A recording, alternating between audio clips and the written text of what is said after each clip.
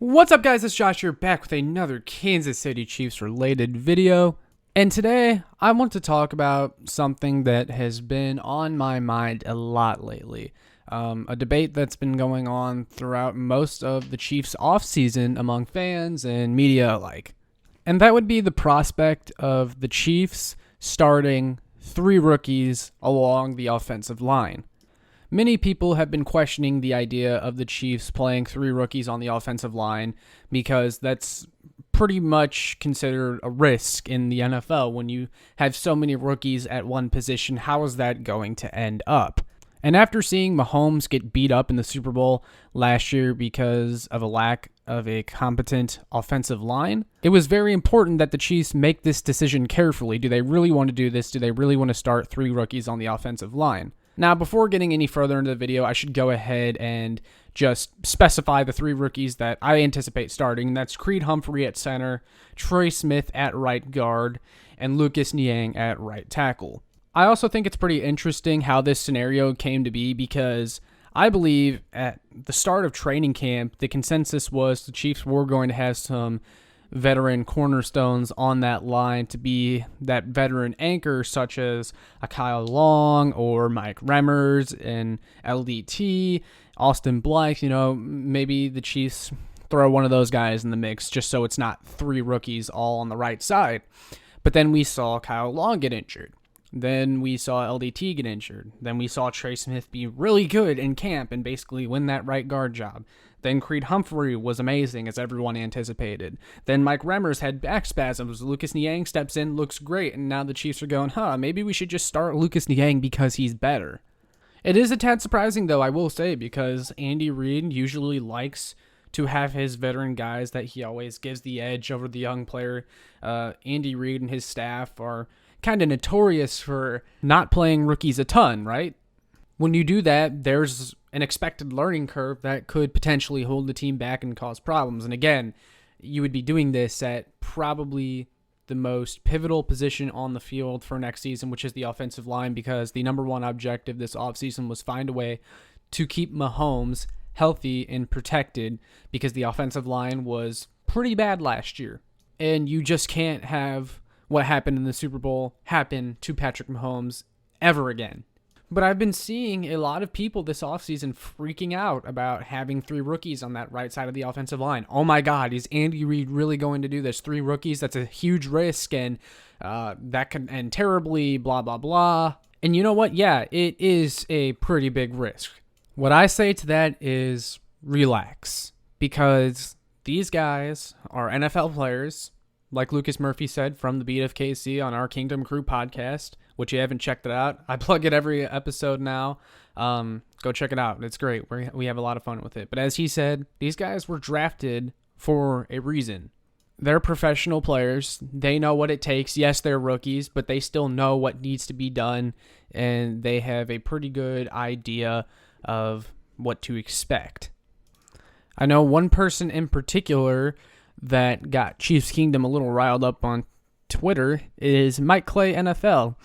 He tweeted the other day, it's possible that the Chiefs will enter week 1 with a center, right guard, and right tackle that have played 0 combined NFL snaps. On the plus side, the left side is terrific with Orlando Brown and Joe Thuney. Of course, Clay was basically questioning the decision to start those 3 rookies on the right side, and that, it's a huge risk, basically what I just said, that's what a lot of people's concern is.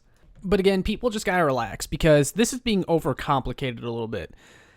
Let's just say that the learning curve is too much and the right side is really rough, it's looking pretty bad early on, and they just gotta make a change. Okay, cool. Then put Mike Remmers back in at right tackle, or if LDT gets healthy again, just put him in at right guard. Then there is your veteran anchor, so it's not 3 rookies on the right side. People forget, you can just make the change as easy as that. It's not like anything is set in stone and you can't change it once you put it out there. Maybe, and I've said this before, I'm oversimplifying it a little bit by saying that because you want whatever unit you plan to have out there to have time to gel together instead of making last-minute changes on the field. But, again, people put too much stock into them being rookies or not having time to gel. Yes, they're going to need time to gel and really get to where we want them to be. but it's not like they can't be good early on. Like, these guys are NFL players. They're professionals. If it gets to be too much, you just put a veteran in there and it helps you out a little bit. It's like a Band-Aid. And if one of those rookies are struggling, then you just give them a little more time to sit back, look at what they did wrong, develop from there, and then they can eventually get back in and do their thing. It's just, I feel people are putting too much stock into them being rookies. Like, it's not, you're overcomplicating it. And for those people like Mike Clay that are criticizing the Chiefs for having 3 guys with 0 experience on the right side of the line, well, you have to consider why the Chiefs are so comfortable putting those 3 guys out there. Is it because they're better than the guy that was behind them on the depth chart? If so, who cares? Why play the worst player just because he has NFL experience? Like, no, I understand there's going to be a rational answer to that question that I just put out, because veterans can be a little more stable. But if the Chiefs feel like they can get overall better play from one of the young guys, then so be it. And a question I asked Mike Clay on Twitter in response to that tweet that I will pose here is, even though that those guys are all rookies, here's my question. Despite the uncertainty with those guys, do you think this group is better than the one they trotted out for the Super Bowl? If the answer is yes, then the Chiefs will have 0 issue. Because let's remember, the only difference between the offensive line before the Super Bowl and the offensive line in the Super Bowl was Eric Fisher was at left tackle and Mike Remmers was at right tackle. And then when Eric Fisher went down, they moved Remmers to the left, and they had Wiley play right tackle, and that was basically the major difference. So if you're telling me this offensive line can't be better than an offensive line that was pretty much Eric Fisher and a bunch of Band-Aids, or at the very least better than the one in the Super Bowl, well, I just don't believe you. They're going to be fine, because even though those 3 guys on the right side of the line, Creed Humphrey, Trey Smith, and Lucas Niang, are inexperienced, I believe their floors are a lot better than a lot of those guys that were on the Chiefs offensive line last year. They're going to be just fine. And my guy Michael Darcy from KC Sports Report even mentioned it before. One thing you got to consider is that the inexperienced part of the offensive line is on the vastly less important side of the line. At least the left side, Mahomes' blind side, is solid with Orlando Brown, who I believe has a higher ceiling than Eric Fisher. And then you got Joe Thuney, who is an all-pro caliber left guard. So I think that pretty much makes up for the uncertainty along the right side, because I think Mahomes will be able to handle that.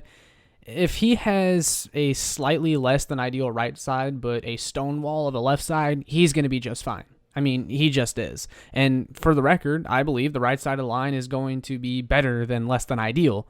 So all that being said, the offensive line is going to be just fine. It is. Like, there's no reason to freak out. Creed Humphrey has looked fantastic so far this preseason.